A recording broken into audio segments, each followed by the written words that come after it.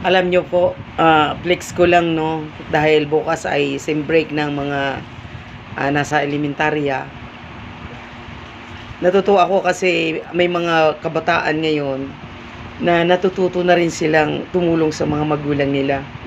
Kanina ay sa tindahan namin, mga magulang nagbibilihan na sila ng mga patholder kasi yun ang number one na nakakatulong sa kanila. Ang mga bata dumadayo sa Tagaytay para doon sila maglako. Grabe no, talagang napakasarap tingnan na ang mga anak nila, mga bata pa, nasa murang edad pa, natututo na silang magnegosyo. Hindi lang yung dahil sa ay tinutulungan na nila ang mga magulang nila. Oy, napakaganda nun. Kasi mga bata pa sila, nahubog na sila na tumulong sa magulang. Pero, ang unang-unang naimulat sa kanila, na bata pa sila, tinuruan na silang magnegosyo.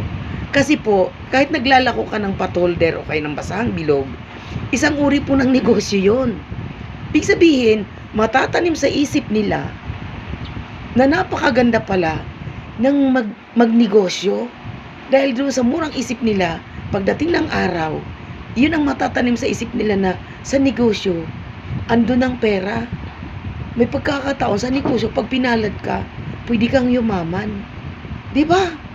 O wala kang amuhan. So amoy mo 'yung sarili mo. Anytime pagka ubos na 'yung paninda mo, pwede ka na magpahinga, pwede ka na matulog.